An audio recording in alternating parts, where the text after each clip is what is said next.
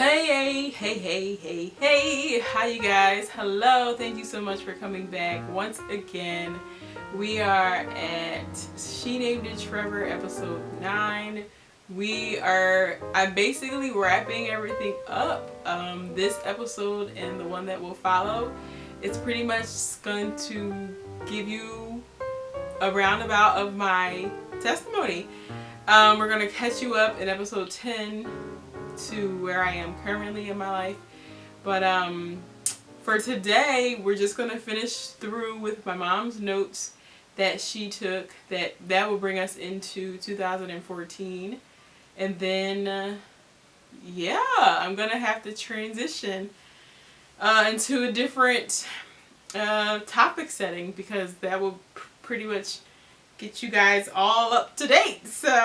But for those of you who donated, thank you so much. I would like to report that I nearly made my goal, which was impressive for me because over the years I haven't pushed it enough to get anywhere near my goal. So I was very impressed with the outpouring of support from people giving their money towards the Desmond Tumor Research Foundation. I was blown away. I managed to raise $875 of my $1,000 goal this year, and that was me starting late. So I know if I start early next year, I'll go beyond what I purpose to raise. So thank you again so much. I do still owe 4 miles, and I'm gonna get those 4 miles in soon enough. Definitely before the weather gets too cold for me to go out and walk, because I get cold fast. But anyway, so again, thank you guys so much for tuning in. I know I'm rambling. I have a bad habit of doing that sometimes.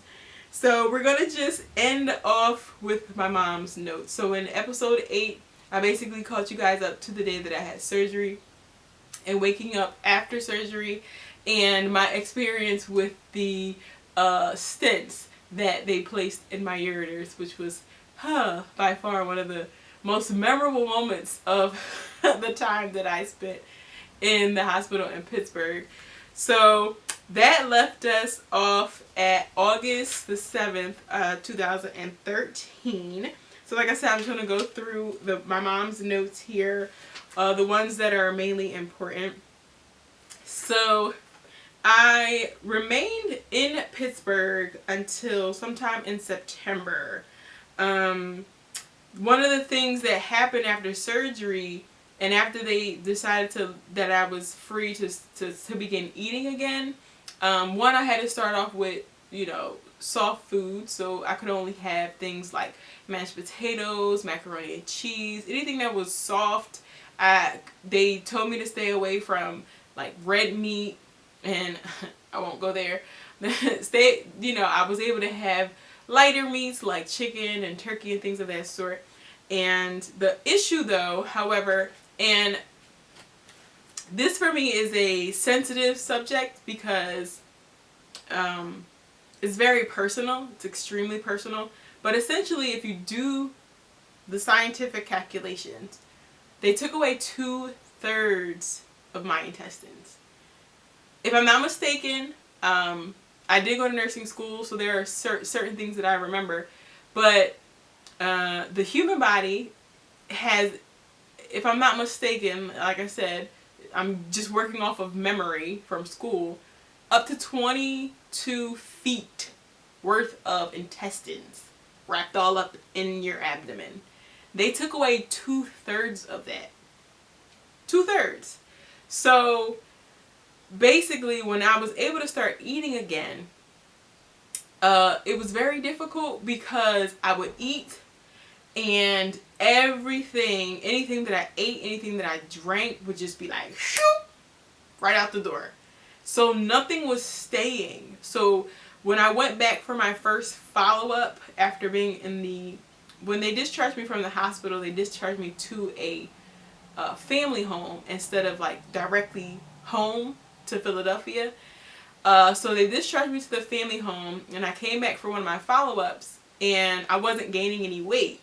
So my mom records that at September the 14th, 2013, I only weighed 119 pounds. Mind you, this is a little past a month after surgery, and maybe only a couple weeks since I've been able to eat. And so the doctors noticed I wasn't putting on any weight. My muscle mass was basically depreciated. I mean, that might not be the right term. Deteriorated, I guess. I had like no muscle mass. I had no fat. Like my skin literally sagged. Because remember, from in the beginning, before I got sick, I was nearly 200 pounds. So you go from nearly 200 pounds all the way down to 100 pounds, 119 pounds. So your skin, obviously, no exercise to tighten it, is just elastic.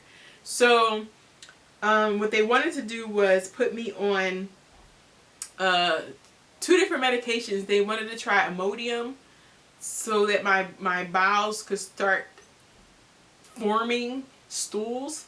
And then they also put me on another medication called, I want to say it was called creatine, if I remember correctly. And that was supposed to help me, I think, build like muscle mass back. Because I had like don't ask me to lift 10 pounds. That was, that bad. So anyway, then my mom records that on September the 19th, which is only 5 days later, my weight went up to 123.9 pounds. So we left to go back to Philly September the 20th, 2013. And we did our first Desmoid Tumor Research Foundation Running for Answers September the 29th of 2013. That was the very first year we participated. And I remember participating that year, and I did my best to walk as far as I could, and I had to get wheeled the rest of the way because I did not have the stamina, I did not have the energy to walk the whole entire 5K. Let's see. My mom writes that the first time I cooked dinner was October the 6th, 2013.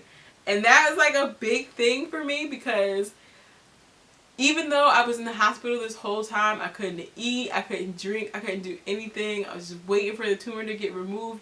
I lie to you not, all I ever watched were cooking shows. I watched Guys Grocery Games. I watched, well, I don't know if Guys Grocery Games was out then, but I did watch Diners, Drive-Ins, and Dives all the time. I watched, like, the Food Network was the only channel that ever played in my room. I would hardly ever watch anything else because cooking is my passion. Like, I love cooking. So the fact that my mom wrote that down. Okay. So then throughout the course of October and January, there are times where I go back for follow-up visits. My mom does write that October the 23rd, I was 128 pounds. So my weight is coming up slowly but surely. And that I was started on tamoxifen. So basically, as I mentioned before, this desmoid tumor is very rare. Finding treatments for it has been difficult over the years, and better for me, however, compared to the people that were diagnosed 20, 30 years ago, but still experimental because of not truly understanding the underlying cause or what may feed the tumor. And so tamoxifen is a medication that typically women who experience breast cancer are put on because it is supposed to decrease the amount of estrogen that the body produces. And so one of the ideas was that estrogen feeds the tumor, and to keep it from feeding off of estrogen, they put me on tamoxifen. That started in October of 2013. My mom records my weight continually. November the 4th, 2013, she writes that I was 130 pounds. November 27th, she writes that I'm 134 pounds. I had my very first birthday party in January of 2014. I had my first birthday party celebration. And if I'll probably insert a few pictures of that. I'm not 100% sure yet if I want to, but I had my first birthday celebration, and then if you remember me mentioning that my mom sacrificed a lot, she really did, and God blessed her. He opened up a door for her to become a nanny around the same time that I'm, you know, getting better to the point where I don't need somebody over my shoulder 24/7. So then we get to March the 28th, 2014. My mom writes that I got a colonoscopy. Now, colonoscopies were something that I got quite often throughout the course of this whole thing because of how much the desmoid tumor impacted my digestive system. So, quite frankly, I am very used to getting colonoscopies. I've had a number of them since. And then we reach April the 10th, 2014, where I was asked to speak at an Aspen conference. And I'll show you a short clip of me at that. And I believe in the video I tell you what Aspen stands for, because I can't remember exactly what it stands for right this instant. But it has to do with, remember I mentioned being on TPN and getting my nutrients through the PICC line. So that's what the Aspen group is about. You know, they're the ones that deal with helping nourish people in ways that are unique in a sense. You know, feeding tubes, PICC lines, things, nasogastric, things of that sort, ways to get nutrients into the human body when someone is unable to eat or to drink. So I'll show you that short clip. Hello world. We are, I don't know if you can hear me, I don't want to be too loud, but we are at the PASPN, the Philadelphia American Society for Parental and Enteral Nutrition Conference at Maggiano's in King of Prussia. And I've been asked to share my story. There's going to be a case study done on me, as well as information provided about the desmoid tumor. And yeah, it's basically for me to share my experience with TPN. And I'm not very nervous, but at the same token I'm a little nervous because, you know, it's one thing to think about talking in front of people, and it's a whole other thing to actually talk in front of people. So I have prepared a little teeny tiny speech, but we'll see how it goes. My dad is here to videotape and do all that extra good stuff, and got Pook over here too, moral support. So I should be alright, but we'll see. Okie dokie. Have anything to do? All right, on the count of 3. 1, 2, 3. Let's see. My mom writes that June 21st, 2014, I got my first. It wasn't my first car. It was my second car. My first car was an Infiniti Q45. It was the 1997. That baby was everything. Oh, first time I had a roof, a sunroof. Fell in love. But I had to get rid of her. She was playing games on the sister. So June 21st, 2014, my mom writes that I got my 2012 Toyota Focus. She also wrote that it didn't have radio. Let's see, I have an MRI on July the 15th, 2014. And, okay, so this is important. So in 2014, in April, it was around the same, it was in April, I started to notice that my stomach felt hard in a certain area, and that it didn't feel hard in before. And I told my oncologist, I'm like, this, you know, I'm a little concerned about this spot here because, you know, it feels like it could be something. And she was like, oh, it's just muscle, you know. And I'm like, okay, that's what you say. And then we have the MRI. I was getting MRIs every 3 months. Have our MRI in July 15th, 2014. And we find out the next day, July 16th, 2014, that the tumor has come back. And immediately the first course of action is to start me back up on chemotherapy. So literally that following Friday, July the 18th, 2014, I went back on chemotherapy. This combo, I believe, was doxorubicin and vinblastine, which I guess is a common duo for desmoids. I don't know about any other cancer, but desmoids, I know that's one of the combos that they try on a lot of people. And oh, well, my mom writes that July 18th I was supposed to start chemotherapy, but I didn't start it until July the 22nd. And then yeah, wow.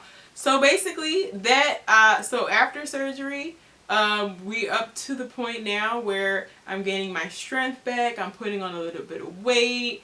Unfortunately, yes, there was a recurrence. I did go back to work February of 2014, only part-time, because as I mentioned, with short bowels, my life drastically changed. I was unable to do things that I would normally do without thinking. You know, you watching this may very well have all of your intestines.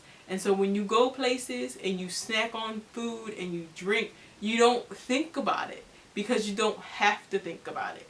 From that point on, I had to take into consideration what my day was going to look like, what I was going to be doing, where I was going to be, how long I would be there, because I had to arrange when I would eat or drink based off of what my day was going to be like, so that I wasn't constantly running back and forth to the bathroom or trying to find a bathroom.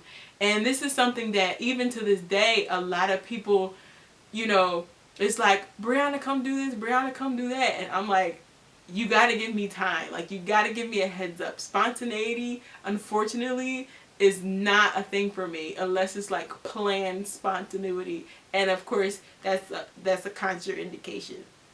I mean, that's a contradiction all day long. Like, how can you be spontaneous and aware of the spontaneity at the same time? So my life is very different from the normal person's life.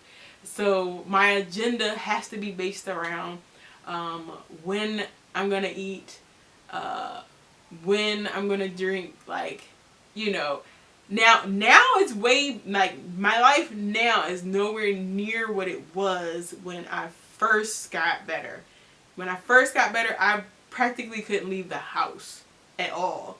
Whenever I would go to church, I would always sit in the back right next to the bathroom in case I ever had to run and go, because it was that serious. Now it's a lot better. Now I can plan a lot better my days and what I plan, you know, trips and things of that sort. I still have to do, like, you know, plan an overnight stay type trip and not like just a day trip unless I'm not going to eat the whole day. But for the most part, it's way better than it was in the beginning. Tune in for episode 10. So until next time, my brave, beautiful people, keep your head up, keep moving, believe God. Oh my gosh, believe Him. Healing is His thing. Miracles is His thing. God is alive and well and doing beautiful things every single day. So just keep moving. I'm telling you, life may throw you a couple curveballs, but you can make it. You can make it. Okay? So until next time, thanks for tuning in, and I'll catch you later. Toodles! Mwah.